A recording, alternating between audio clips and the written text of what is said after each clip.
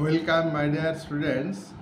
আজকে আমি আলোচনা করব ভারতবর্ষের যুক্তরাষ্ট্রীয় কাঠামোতে ভারতের কেন্দ্র এবং রাজ্যের মধ্যে প্রশাসনিক সম্পর্ক নিয়ে। সেন্টার স্টেট অ্যাডমিনিস্ট্রেটিভ রিলেশন, এটা ভারত যুক্তরাষ্ট্রের একটি গুরুত্বপূর্ণ বিষয়। আমরা উল্লেখ করব কেন্দ্র এবং রাজ্যের মধ্যে প্রশাসনিক সম্পর্ক সংবিধানের কত পার্টে বা কত অংশে উল্লেখ আছে। পার্ট 11 সেকেন্ড চ্যাপ্টারে কেন্দ্র এবং রাজ্যের মধ্যে প্রশাসনিক সম্পর্ক নিয়ে আলোচনা করা হয়েছে। কেন্দ্র এবং রাজ্যের মধ্যে প্রশাসনিক সম্পর্ক 256 থেকে 263 ধারায় উল্লেখ আছে। 73 ধারায় উল্লেখ আছে ভারতবর্ষের কেন্দ্রীয় সরকার যে প্রশাসনিক ক্ষমতা ভোগ করে বা করবে তার ইখতিয়ার সম্পর্কে, এবং 162 ধারায় রাজ্য সরকারগুলির প্রশাসনিক ইখতিয়ার সম্পর্কে উল্লেখ আছে। এবার আমরা দেখব যে 256 ধারায় যে প্রশাসনিক সম্পর্কের কথা উল্লেখ আছে, তার মধ্যে দিয়ে এটা স্পষ্ট হয় যে কেন্দ্রীয় সরকার রাজ্য সরকারের উপর প্রশাসনিক ক্ষেত্রে হস্তক্ষেপ করতে পারে। 256 উপধারায় উল্লেখ আছে যে রাজ্য সরকারগুলি তার প্রশাসনিক ক্ষমতা এমনভাবে ব্যবহার করবে যাতে কেন্দ্রীয় সরকারের প্রশাসনিক ক্ষমতার সঙ্গে সঙ্গতিপূর্ণ হয়। রাজ্য সরকারের প্রশাসনিক ক্ষমতা যদি কেন্দ্রের প্রশাসনিক ক্ষমতার সঙ্গে সঙ্গতিপূর্ণ না হয়, তাহলে সেক্ষেত্রে কেন্দ্রীয় সরকার রাজ্য সরকারগুলিকে প্রশাসনিক নির্দেশ দিতে পারবে। একথা 256 ধারায় উল্লেখ আছে। 256 ধারায় এই বক্তব্য পরিষ্কারভাবে উল্লেখ আছে যে রাজ্য সরকারগুলিকে প্রশাসনিক ক্ষেত্রে রাজ্য সরকারকে প্রশাসনিক ক্ষেত্রে কেন্দ্র নির্দেশ দিতে পারবে। তারপর 256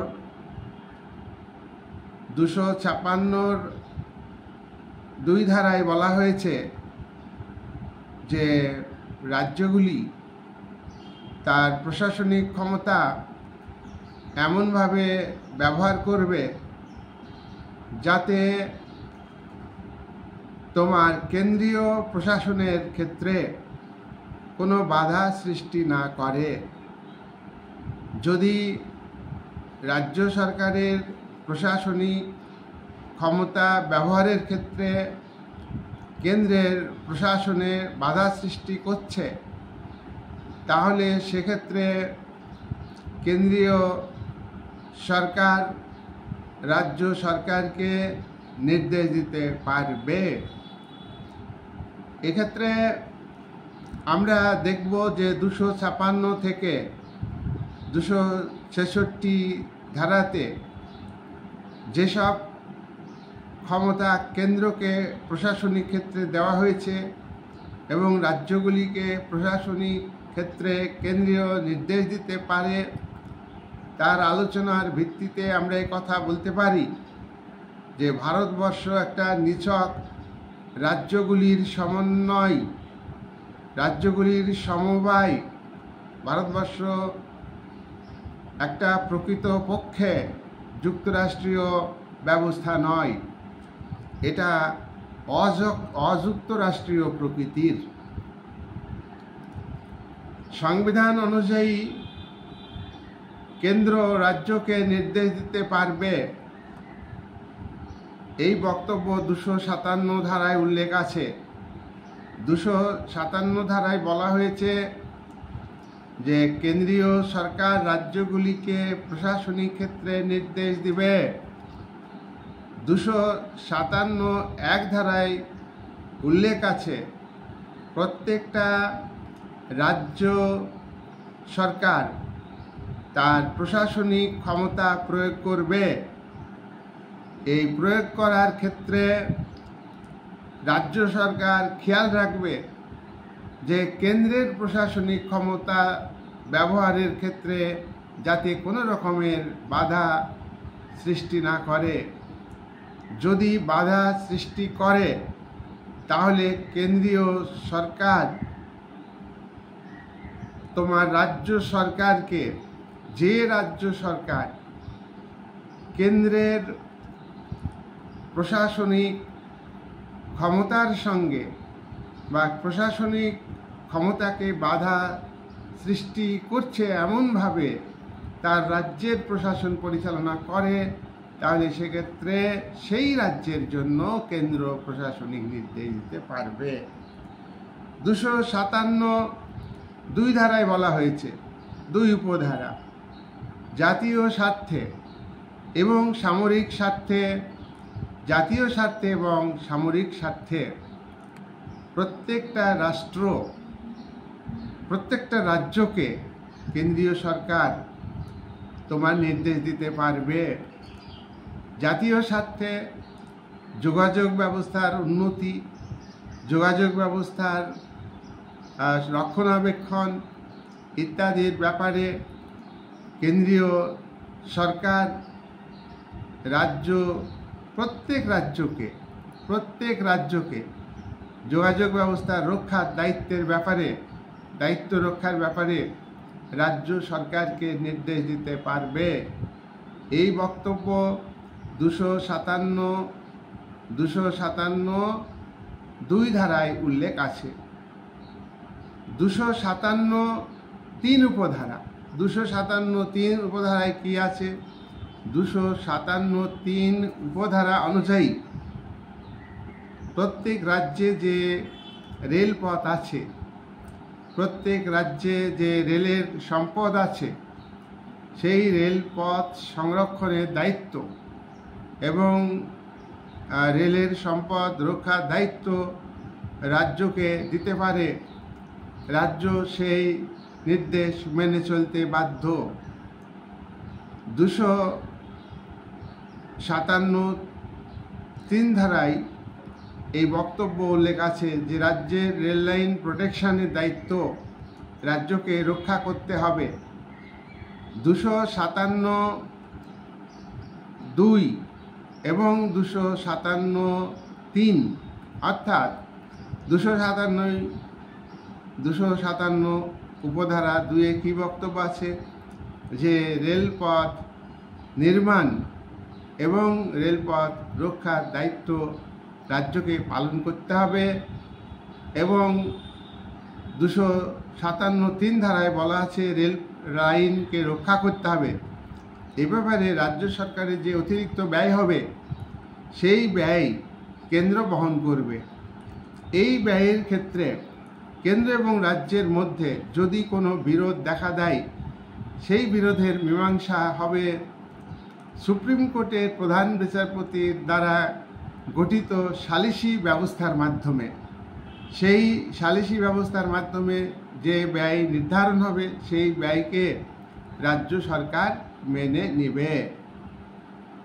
তাহলে আমরা দেখছি 258 ধারা অনুযায়ী তোমার কেন্দ্রীয় সরকার রাজ্যের উপর তোমার দায়িত্ব দিতে পারে প্রশাসনিক ক্ষেত্রে। আর 258(3) একথা বলা হয়েছে যে অতিরিক্ত ব্যয় 258(3) উপধারায় বলা হয়েছে যেসব ব্যয় হবে অতিরিক্ত, সেই ব্যয় তোমার কেন্দ্র বহন করবে। এবার আমরা আলোচনা করব 262 ধারা সংবিধানের। 262 ধারায় কী উল্লেখ আছে? 262 ধারায় এই কথা বলা হয়েছে যে ভারতবর্ষের সর্বোচ্চ শাসক প্রধান প্রেসিডেন্ট বা রাষ্ট্রপতি আন্তঃরাজ্য পরিষদ গঠন করে। আন্তঃরাজ্য অর্থাৎ নদী তোমার একটা রাজ্যের মধ্যে দিয়েই শুধু যায় না, বিভিন্ন রাজ্যের মধ্যে দিয়ে যায়। তাহলে সেই নদীর জলবন্টন নিয়ে একটা রাজ্যের সঙ্গে আরেকটা রাজ্যের বা একাধিক রাজ্যের মধ্যে বিরোধ বাঁধতে পারে।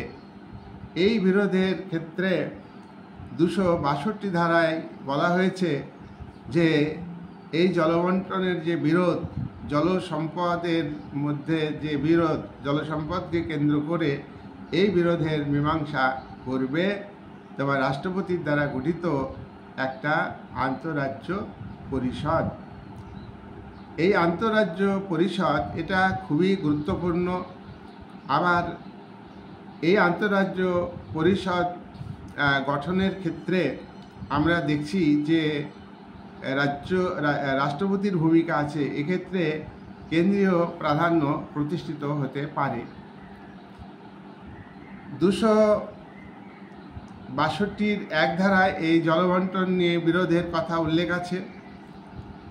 আবার 262 উপধারা 2 এই ধারায় বলা আছে, 262 উপধারা 2 জলবন্টন জল সম্পদ নিয়ে একাধিক রাজ্যের মধ্যে এবং রাজ্যের সঙ্গে কেন্দ্রের বিরোধ বাঁধতে পারে। এই বিরোধের মীমাংসার ক্ষেত্রে সুপ্রিম কোর্টের কোনো ভূমিকা নেই, হাইকোর্টের কোনো ভূমিকা নেই। এক্ষেত্রে বিরোধের মীমাংসা করবে পার্লামেন্ট। পার্লামেন্ট আইন তৈরি করে সেই আইনের মাধ্যমে কেন্দ্র এবং রাজ্য বা একাধিক রাজ্যের মধ্যে জলবন্টন নিয়ে বিরোধ দেখা দিলে তার মীমাংসা করবে। আমরা উদাহরণ হিসাবে বলতে পারি যে তোমার কর্ণাটকের কাবেরী নদীর জলবন্টন নিয়ে কর্ণাটকের তোমার কাবেরী নদীকে কেন্দ্র করে জল নিয়ে তোমার বিরোধবাদী তামিলনাড়ু সরকারের সঙ্গে। তামিলনাড়ুর বঙ্গরাপ্পা সরকার, কর্ণাটকের বঙ্গরাপ্পা সরকার আর তামিলনাড়ুর জয়ললিতার সরকার, এই দুই সরকারের মধ্যে, রাজ্য সরকারের মধ্যে বিরোধ দেখা দিলে সেই বিরোধের মীমাংসা করে ইন্ডিয়ান পার্লামেন্ট। অর্থাৎ পার্লামেন্ট আইন তৈরি করে তার মীমাংসা করেছে। এই ক্ষেত্রে সুপ্রিম কোর্টের বা হাইকোর্টের কোনো ভূমিকা ছিল না, এটা আমরা জানি। এবার আমরা তাহলে জলবন্টন বিরোধের ক্ষেত্রে তোমার পার্লামেন্টের ভূমিকা আছে। আর 263 ধারায় এই কথা বলা হয়েছে যে বিভিন্ন রাজ্যের মধ্যে বিরোধ দেখা দিতে পারে। বিভিন্ন রাজ্যের সঙ্গে কেন্দ্রীয় সরকারের বিরোধ দেখা দিতে পারে। কেন্দ্রের সঙ্গে একটা সরকারের, কেন্দ্রের সঙ্গে একাধিক রাজ্য সরকারের বিরোধ দেখা দিতে পারে। তার জন্যে একটা ইন্টারস্টেট কাউন্সিল গঠনের ব্যবস্থা আছে।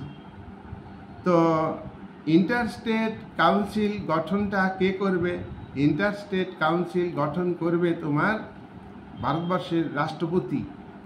এই ইন্টারস্টেট গঠনের ক্ষেত্রে আমরা দেখব যে ভারতবর্ষের রাষ্ট্রপতিটা গঠন করছেন।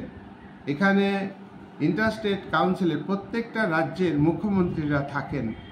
প্রত্যেক রাজ্যের মুখ্যমন্ত্রী থাকবেন ইন্টারস্টেট কাউন্সিলে, আর প্রধানমন্ত্রী থাকবেন, আর কেন্দ্রের ক্যাবিনেটের 6 জন মন্ত্রী থাকবেন। তাহলে কেন্দ্রীয় মন্ত্রী 6 জন, প্রধানমন্ত্রী ইন্টারস্টেট কাউন্সিলের সভাপতি।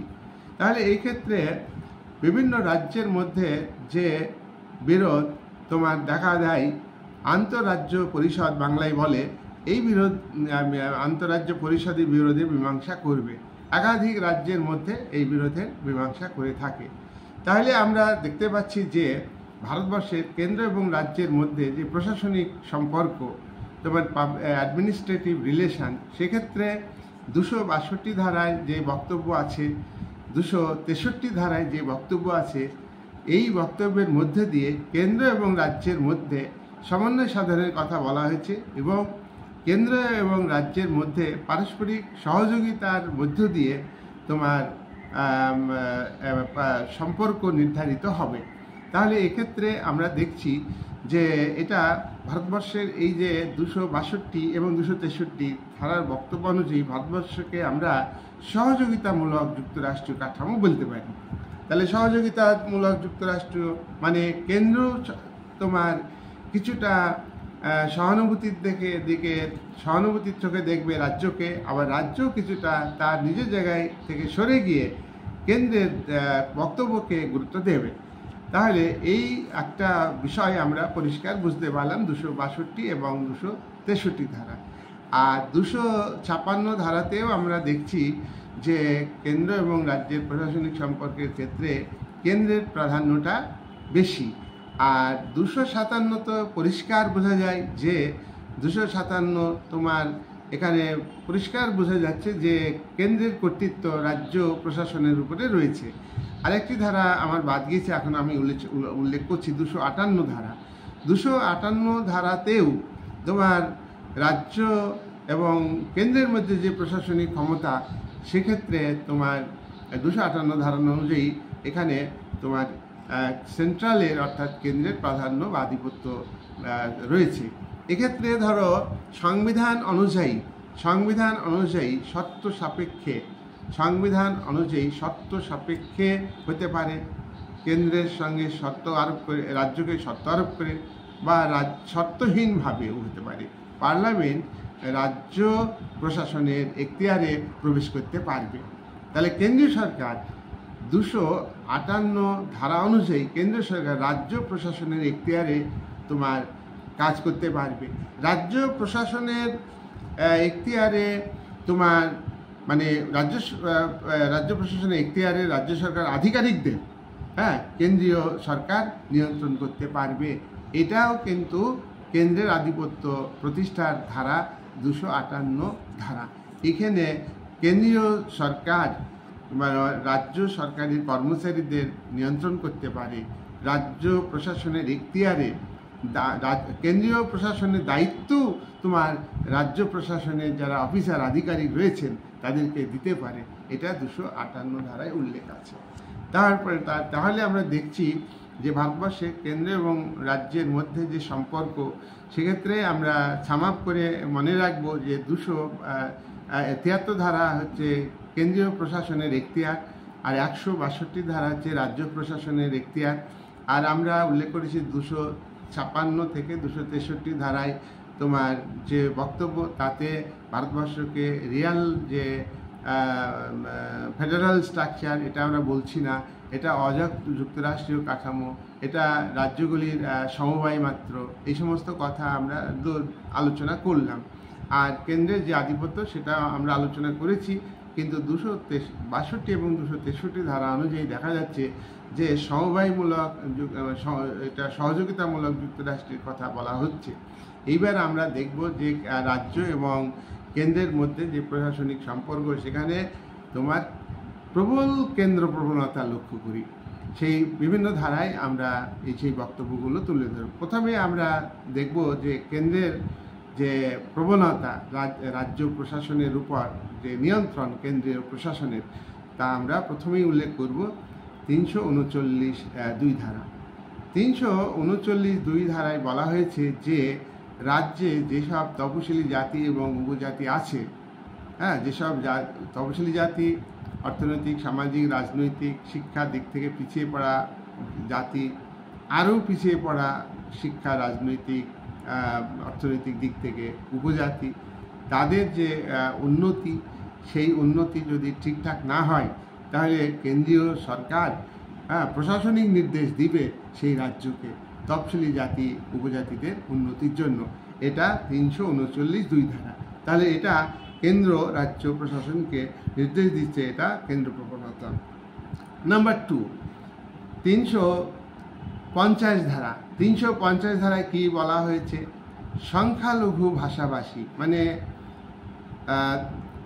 কম সংখ্যক লোক যে ভাষায় কথা বলে, তাদের সেই ভাষাভাষী লোকের সংখ্যা কম, তারা সংখ্যালঘু ভাষা সম্প্রদায়ের লোক।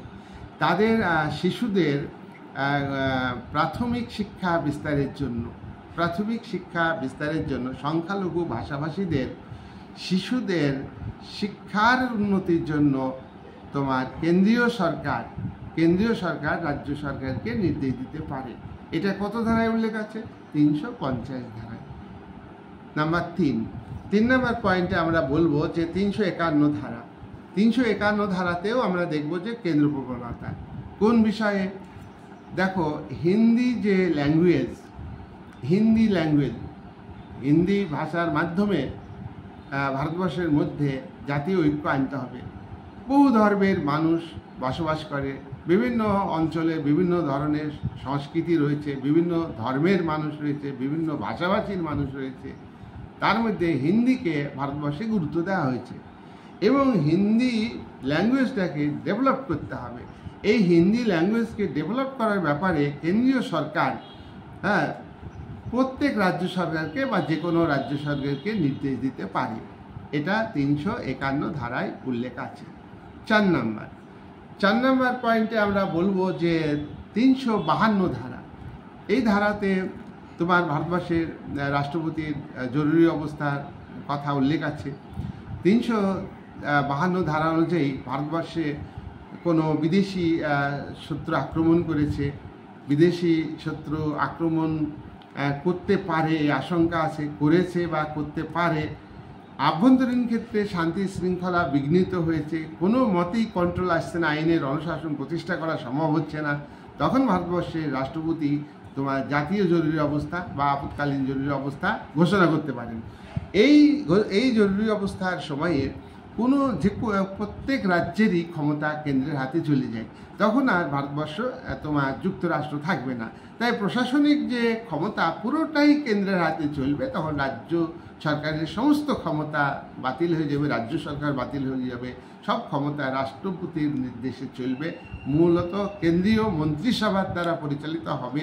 তাই 352 ধারা যখন জারি হয় তখন কেন্দ্র প্রশাসনিক দায়িত্ব কেন্দ্রের হাতে, রাজ্যের উপর কোনো প্রশাসনিক দায়িত্ব থাকবে না। রাজ্যের কর্মচারী, রাজ্যের কোনো প্রশাসনিক কর্তা যারা যেগুলো আছে প্রত্যেকেই তোমার কেন্দ্রীয় নির্দেশে চলবে। প্রশাসনিক যে আমলা বিভাগ সেটা তো উঠবে না। সরকার যে ডিসিশন নেবে কেন্দ্রীয় যে সরকার, সেই ডিসিশনকে তো ইমপ্লিমেন্ট করে আমলারা। তাই রাজ্যের প্রশাসনের সঙ্গে যারা যুক্ত ছিলেন ইতিপূর্বে, ইমার্জেন্সি ঘোষিত হলে তারা কিন্তু কেন্দ্রের কথা মতো কাজ করবে। ঠিক আছে? আচ্ছা, এবার 6 নম্বর পয়েন্টে কি বলবো? 353 এ এবং বি, 351 এ ধারা, এ উপধারা এবং 353 বি উপধারা। এখানে সেন্ট্রাল কেন্দ্রীয় সরকার রাজ্য সরকারকে নিয়ন্ত্রণ করতে পারবে। কেন্দ্রীয় সরকার রাজ্য সরকারকে নিয়ন্ত্রণ করবে, যা যা নির্দেশ দেবে কেন্দ্রীয় সরকার, রাজ্য সরকারকে সেটা মেনে চলতে হবে। তারপরে তোমার 7 নম্বর হচ্ছে 355 ধারা। 355 ধারায় বলা হয়েছে যে কোনো অঙ্গরাজ্যের সরকার সেই রাজ্যের সমস্ত অংশে হতে পারে বা সে রাজ্যের কোনো একটা অংশে বা একাধিক অংশে হতে পারে যে আইন শৃঙ্খলা অবনতি হয়েছে, আইনের অনুশাসন নেই আর কি, কোনো সেই এলাকার মানুষ আর আইনকে মানছে না, অরাজকতা উপদ্রুত এলাকা ঘোষণা করতে পারে। তখন কিন্তু ওই এলাকার যে প্রশাসনিক দায়িত্ব সেটা রাজ্য প্রশাসন থাকবে ঠিকই, কিন্তু রাজ্য প্রশাসন কেন্দ্রের প্রশাসনের কথা মতো তখন চলতে হবে। এটা কেন্দ্র প্রবণতার একটা গুরুত্বপূর্ণ দিক। এবার আমরা আসব 8 নম্বর প্রশাসনিক ক্ষেত্রে তোমার কেন্দ্র প্রবণতা কি? 8 নম্বরে আমরা বলবো 356 ধারা, ভারতবর্ষের সংবিধানে উল্লেখ আছে 356 ধারা। এই ধারাতে রাজ্যের শাসনতান্ত্রিক অচল অবস্থা সংক্রান্ত জরুরি অবস্থার কথা বলা হয়েছে। কোনো রাজ্য যদি সংবিধান অনুযায়ী শাসন কার্য পরিচালনা করতে ব্যর্থ হয়, অপারগ হয়, কিংবা তার রাজ্যে সেই রাজ্যে আইন শৃঙ্খলার অবনতি হয়েছে, কোনো মতেই আইনের শাসন রাজ্য সরকার তোমার প্রতিষ্ঠিত করতে পারছে না, ফেলিওর হচ্ছে, সেই ক্ষেত্রে সেই রিপোর্ট রাজ্য সরকারের বিরুদ্ধে যে রিপোর্ট, সেটা রাজ্যপাল হতে পারে বা অন্য কোনো সূত্রে, কেন্দ্রীয় সরকার অন্য কোনো সূত্রে তোমার রাষ্ট্রপতি যদি শুনতে পান, জানতে পারেন, এবং রাষ্ট্রপতি যদি খুশি হন, প্লিজার হন, তাহলে সেই রাজ্যে তোমার রাষ্ট্রপতি 356 ধারা জারি করতে পারবে। ওই রাজ্যের যে আইনসভা, বিধানসভা হলে বিধানসভা, বিধানমণ্ডলী হলে বিধানমণ্ডলী আইনসভাকে ভেঙে দিতে পারে এবং ওই রাজ্যের সমস্ত ক্ষমতা কেন্দ্রের হাতে নিতে পারে। এই সময়ে 356 ধারা জারি হলে সেক্ষেত্রে তোমার পুরো ক্ষমতা, প্রশাসনিক ক্ষমতা কেন্দ্রের হাতে চলে যাবে। এবার আমরা 9 নম্বর পয়েন্টে বলবো কেন্দ্র প্রবণতা। 312 ধারা অনুযায়ী তোমার এখানে কেন্দ্রের পার্লামেন্ট, আইনসভা আর উচ্চকক্ষ রাজ্যসভা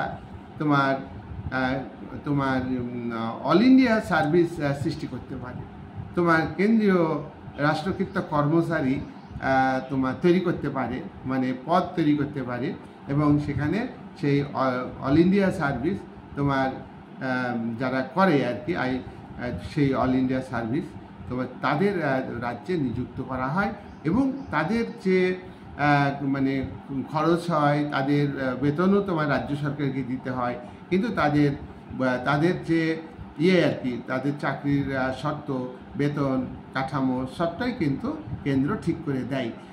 এই ক্ষেত্রে তোমার রাজ্য সরকারের প্রশাসনিক ক্ষমতা এই কেন্দ্রীয় রাষ্ট্রকৃত কর্মচারী নিয়োগের মাধ্যমে রাজ্যের প্রশাসনকে নিয়ন্ত্রণ করে। তাহলে এক্ষেত্রেও আমরা দেখছি যে কেন্দ্রের প্রাধান্য প্রতিষ্ঠিত হচ্ছে, রাজ্যের প্রশাসনের উপর কর্তৃত্ব, কেন্দ্রীয় প্রশাসনিক কর্তৃত্ব প্রতিষ্ঠিত হচ্ছে। এবং এছাড়া আমরা দেখব যে কোনো এক্সকিউজ দেখিয়ে, অজুহাত দেখিয়ে যে কোনো রাজ্যে তোমার বিএসএফ মোতায়েন করতে পারে, আধা সামরিক বাহিনী মোতায়েন করতে পারে, সিআরপিএফ জওয়ান নিযুক্ত করতে পারে প্রশাসনিক ক্ষেত্রে। তার মধ্য দিয়ে এই সব আধা সামরিক বাহিনী নিয়োগের মধ্য দিয়ে তোমার রাজ্য প্রশাসনকে কেন্দ্রীয় প্রশাসন নিয়ন্ত্রণ করতে পারে।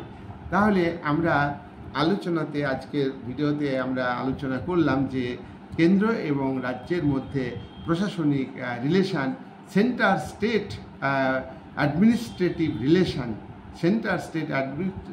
রিলেশন আদর্শ যুক্তরাষ্ট্রীয় কাঠামোতে যেমন হওয়া দরকার তেমনটি কিন্তু ভারত যুক্তরাষ্ট্রে নেই।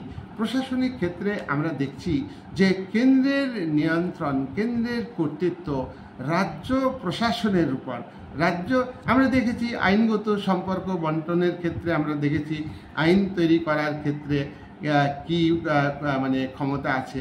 আমরা বলেছি রাজ্য তালিকাভুক্ত বিষয়ে রাজ্য সরকার আইন তৈরি করবে, কেন্দ্রীয় তালিকাভুক্ত বিষয় আইনগত সম্পর্কের আলোচনাতে আমরা দেখেছি কেন্দ্রীয় তালিকাতে কেন্দ্র সরকার তোমার আইন তৈরি করবে, আর যুগ্ম তালিকাতে তোমার রাজ্য আর কেন্দ্র যৌথভাবে করবে। তো কেন্দ্র তালিকায় রাজ্য মানে প্রশাসন পরিচালনা করবে কেন্দ্রীয় সরকার, আর তোমার রাজ্য তালিকার বিষয়ে যে আইন তৈরি করলো রাজ্য সরকার, সেক্ষেত্রে প্রশাসনকে পরিচালনা করবে রাজ্য সরকার। কিন্তু সেক্ষেত্রেও দেখা যাচ্ছে যে রাজ্য তালিকাভুক্ত বিষয়ে কেন্দ্র তো আইন তৈরি করছেই, তার পাশাপাশি রাজ্য যে প্রশাসন, যে যতটুকু রাজ্য সরকারের যে লিস্ট অনুযায়ী ক্ষমতা, সেই ক্ষমতাগুলির মধ্যেও রাজ্য সরকার তোমার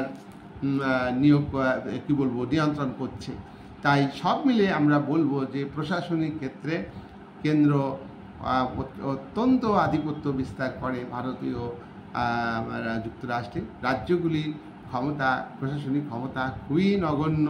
এটা এটা একটা নিছক যুক্তরাষ্ট্রীয় কাঠামো, এটা আধা যুক্তরাষ্ট্রীয় কাঠামো, এটা অভিনব যুক্তরাষ্ট্রীয় কাঠামো, যেটা মার্কিন যুক্তরাষ্ট্রের সঙ্গে আমরা তুলনা করতে পারি না। সেখানে কেন্দ্রীয় ক্ষেত্রে মার্কিন যুক্তরাষ্ট্র কেন্দ্র প্রবণতা আছে, পৃথিবীর সব দেশের যুক্তরাষ্ট্রীয় কাঠামোতেই কেন্দ্র প্রবণতা আছে, কেন্দ্র শক্তিশালী। কিন্তু ভারত যুক্তরাষ্ট্রে কেন্দ্রের ক্ষমতা প্রশাসনিক ক্ষেত্রে আমরা যে আলোচনা করলাম আজকে, তাতে দেখছি যে সব ক্ষমতাই তো কেন্দ্রের, রাজ্য থাকা না থাকা অনেকটাই মানে কেমন একটা ব্যাপার, নিছক একটা রাজ্য বলে মনে হয়। তবুও আমরা কথা বলবো ভারতবর্ষে যে কেন্দ্রাতিক পদ্ধতিতে ভারতের যুক্তরাষ্ট্রীয় কাঠামোকে গ্রহণ করা হয়েছে।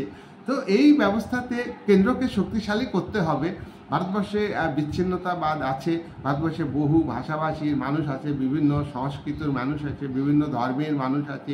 এটা একটা সেকুলার স্টেট, সেই সেকুলার স্টেটে বহু ধর্মের বহু ভাষাভাষীর লোক হয়েছে। তবুও ভারতবর্ষ একটা বিরাট দেশ, এখানে আঞ্চলিক বৈষম্য আছে, সরকারের তৈরি আঞ্চলিক বৈষম্য আছে, তারপর নিজেদের মধ্যে, জনগণের মধ্যে, জাতি, বিভিন্ন ধর্মের মানুষের মধ্যে, বিভিন্ন গোষ্ঠীর মধ্যে বিভিন্ন ধরনের চিন্তা ভাবনা আছে। একটা ন্যাশনাল ইন্টিগ্রিটি দরকার, সেজন্য কেন্দ্রকে শক্তিশালী করেছে। তো যাই হোক, কেন্দ্রকে শক্তিশালী করেছে, তার পাশাপাশি রাজ্যগুলি বাদ দিয়ে তো আর কেন্দ্র সরকার হতে পারে না। রাজ্যগুলি এবং কেন্দ্রশাসিত অঞ্চল যেগুলি রয়েছে, যে ভূখণ্ড, সেগুলি বাদ দিয়ে তো আর ভারতবর্ষ নয়। তাহলে এই ভূখণ্ডগুলির যে সরকার আছে, ভূখণ্ডে যে অবস্থান করছে রাজ্য সরকার, তাদেরও উন্নতি করতে হবে, রাজ্যের উন্নতি যাতে হয়, সার্বিক উন্নতি হয়, সেদিকে তাকিয়ে আইনগত সম্পর্ক যেমন তৈরি করতে হবে, পাশাপাশি প্রশাসনিক ক্ষেত্রে রাজ্যের যে উন্নতি যাতে হয়, তার হাতে রাজ্য প্রশাসনকে অযথা নিয়ন্ত্রণ করা ঠিক না, যতটুকু দরকার রাজ্য প্রশাসনকে ব্যবহার করা দরকার। তবে আদর্শ যুক্তরাষ্ট্র গঠন করলে হয়তো বিচ্ছিন্নতাবাদ বা আঞ্চলিক বৈষম্য এটা একটু কম হয়। হ্যাঁ, সম প্রতিনিধিত্বের ব্যবস্থা যদি থাকতো প্রত্যেক রাজ্য থেকে, আমাদের ভারতবর্ষে রাজ্যসভাতে সব রাজ্য সমান সংখ্যক প্রতিনিধি পাঠাতে পারে না, কিন্তু আমেরিকার উচ্চকক্ষ রাজ্যসভাতে 50টা রাজ্য থেকে 2জন করে প্রতিনিধি, ছোট রাজ্য বড় রাজ্য সবাই 2জন করে প্রতিনিধি পাঠাতে পারছে, আর আমাদের এখানে তা কিন্তু হচ্ছে না। তাহলে আমাদের কাঠামো দিক থেকে যদি আমাদের মডার্নাইজেশন করতে হয়, আমাদের কেন্দ্রীয় সরকারকে শক্তিশালী করতে হবে জাতীয় স্বার্থে, ন্যাশনাল ইন্টারেস্ট, ন্যাশনাল ইন্টিগ্রিটি এবং ভারতবর্ষের সভরেন্টি, এইগুলো রক্ষার জন্য কেন্দ্রকে অবশ্যই শক্তিশালী করতে হবে। কেন্দ্র যদি সংকীর্ণ রাজনৈতিক স্বার্থে রাজ্য প্রশাসনকে নিয়ন্ত্রণ করে, সেটা কখনোই গণতন্ত্রসম্মত নয়, সেটা কখনোই বাঞ্ছনীয় নয়। আজকে সুষম বিকাশ, পাবলিক মানে সেন্ট্রাল স্টেট পাবলিক যে অ্যাডমিনিস্ট্রেটিভ রিলেশন, সেটাকে যথাযথভাবে দেখতে হবে। এই বলে আজকে ভিডিও আলোচনা আমি এখানে শেষ করলাম।